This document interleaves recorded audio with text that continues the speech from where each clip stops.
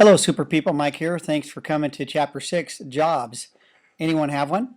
Well, as God put me through the humbling process of closing our businesses down, even that was just a great time looking back. It's never fun going through. I don't want to encourage people that it's fun, but I understand more and more the scriptures that says joy, in the midst of trials because something's going on. When you're seeking God and serving Him, it's always going to be good.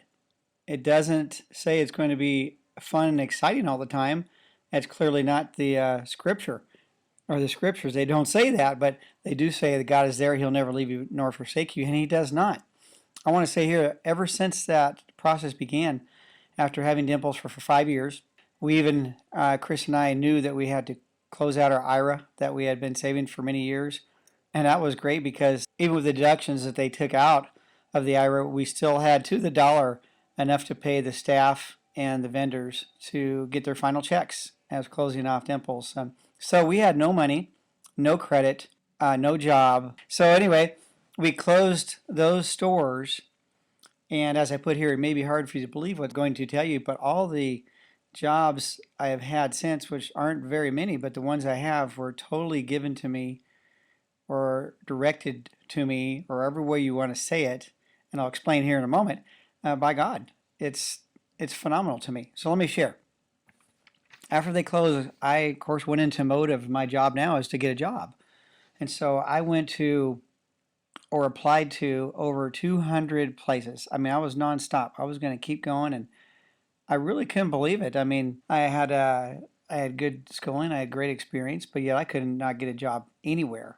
And finally, I came to the conclusion that it's not me. There must be something going on here with God, because I was feeling pretty bad. The enemy's pretty good at making you feel worthless and a failure, but don't buy into that.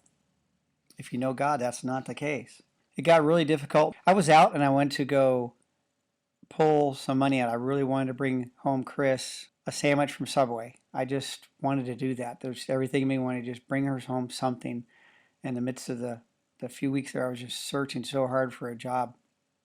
I went to the teller machine right there at the Vaughn Center in Palmdale, California, and the Subway shop was right there. And when I put in my card and it showed that I did not have enough money in there to cover $20, that's when it really hit me hard. That's when I couldn't believe where I was at. I had nowhere to go, no job, no money. I took the quarter out of my pocket, tried one more time, look in the local ads. I was devastated. I mean, I was pretty wiped out. Looking through this newspaper, and as you've seen, a 3D movie jumps out at you from a picture or whatever it may be. This little tiny ad, I looked down, it literally enlarged and jumped toward me and then shrunk back. It was like it said, "Look at me." I looked down, it said Christian companies hiring, and there was a number.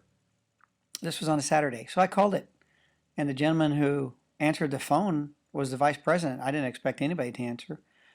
I told him about the ad. He interviewed me on the phone and hired me on the phone. The pay was exactly what I told Chris I was hoping for, that we needed, that there'd be health benefits. You know what? Honestly, I just sat there and wept and thanked God and knew that He was in charge. And this was a Christian company, which, still being a fairly new believer, I was so pumped up to go work for a Christian company. Again, to make this long story short, and amazing miracles of God, I went there Monday morning. What they produced, which was really great videos and slides the owner put together, had God in them, had Christian content, which I was amazed that the schools were allowed in there in California. But that part was good, except when I got there, no one was there on the bottom floor.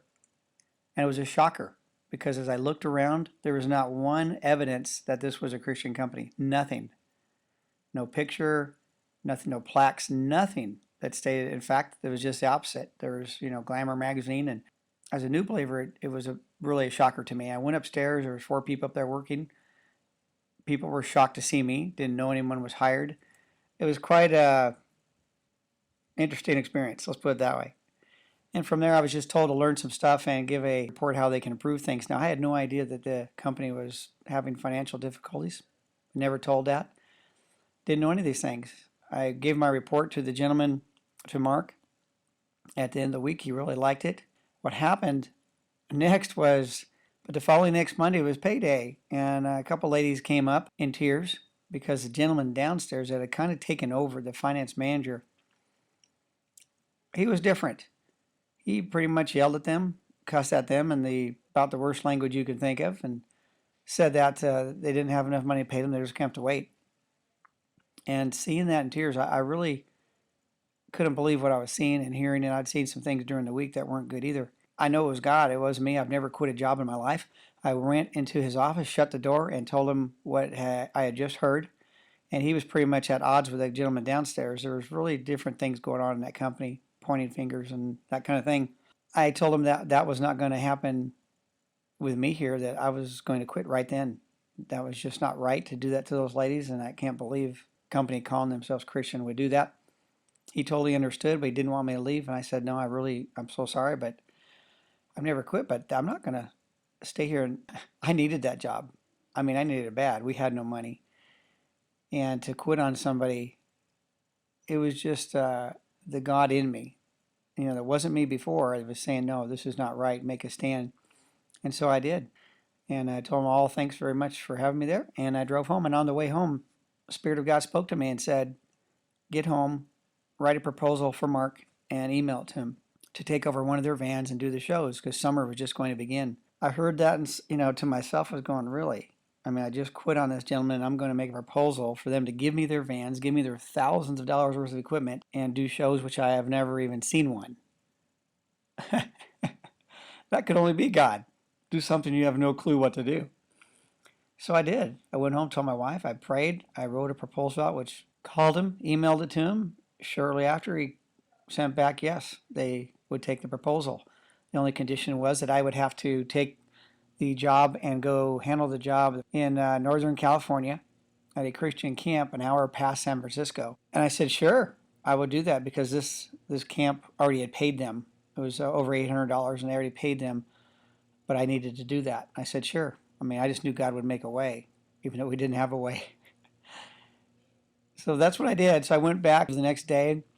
They gave me one of their newest fans, all the equipment. I didn't know what to do, but a gentleman who walked in that had been in many states and done many shows named Bruno, and I started talking to him. He didn't have any work as of right then. I said, well, I'll pay you half if you teach me what to do. He came and stayed at our house for a short time, went to two jobs before this one in Northern California. The company had lined up. We did the shows. I got paid for them. So we had some money to take care of the bills and things that were necessary. Always was just enough, it seemed. And then Bruno went on his way, and then it was time for me to do this Christian camp. Well, this gets even better. I took my daughter and her friend Melissa, and we got on our way to drive up to Northern California to this camp. I had a very small amount of money. I had no other money in the bank. Everything was already used and needed. I had a mobile credit card with me. It's the only credit I had left. Figured if I needed gas, I could fill up and do that.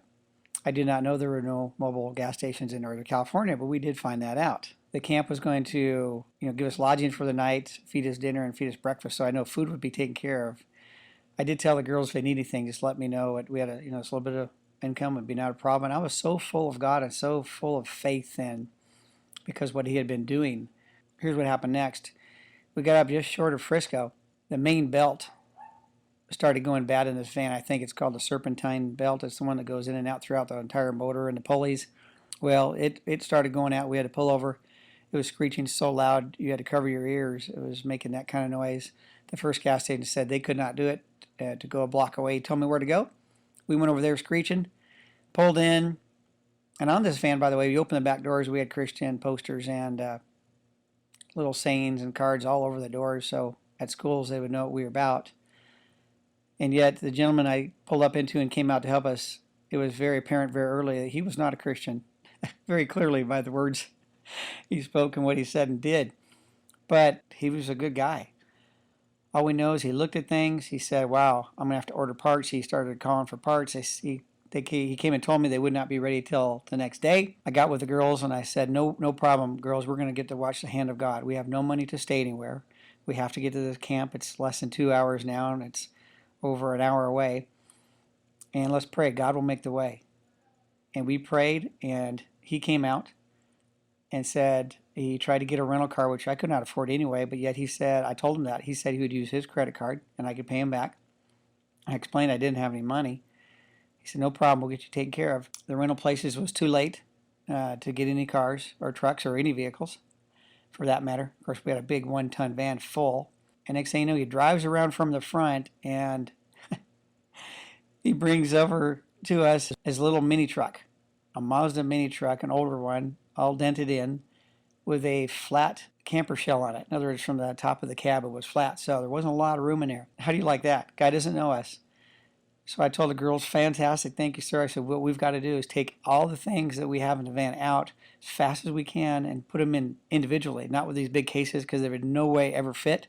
Plus, they're so heavy. So we did that. We were flying, and we barely got everything in there. I have pictures of the truck you'll see in the book, but you'll see the truck, how low it looked like a total lowrider with all the weight in it. It was a little 5-speed Mazda truck, a brown one. And then I prayed, I got with the girls and I prayed, God, I pray that he fills it up with gas because we don't even have enough money for that. And he did. He said, you know what I'm going to do? I'm going to fill this thing up. So he did. And away we went. And as we drove, and now it was late. It was getting all trafficy. He told us how to go the Route 1, I guess it is 101. We got on this 2-lane road. I mean 2-lane. One way we're going, the other lane's right next to us going the opposite direction. And there was water on both sides. There was no room. I mean, if you broke down, that place wasn't moving. I don't know what that was called, but we were on that. And that's when, as soon as we got on there, my daughter, Lacey, said she had to go to the restroom. And she had to go bad. And I said, why didn't you tell me back then? She said, well, I just didn't want to slow us down. I know we're in a hurry. Of course, at that point, everything just about barely was moving.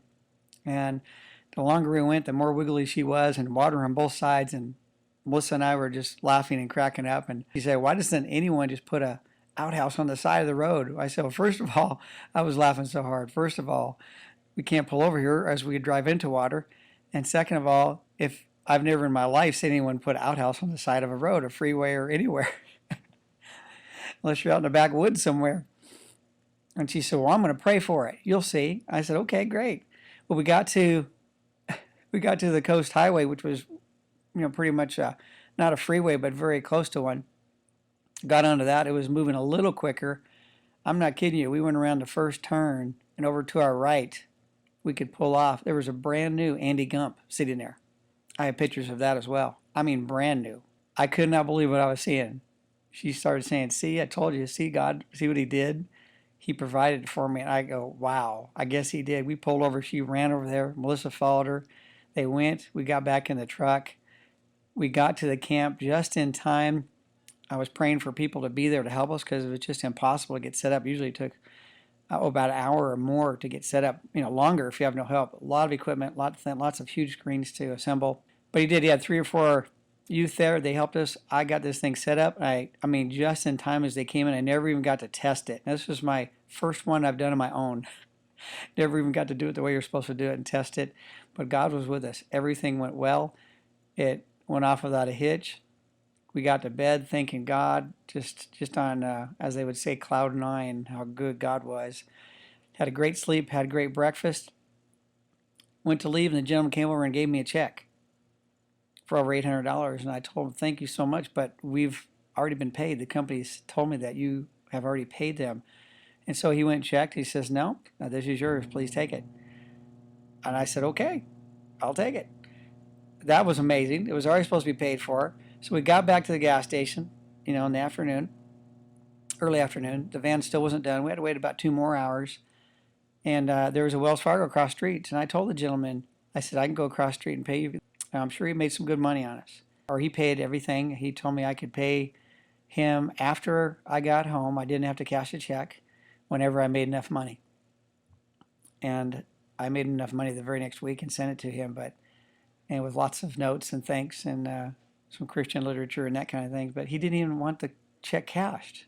I had money in hand.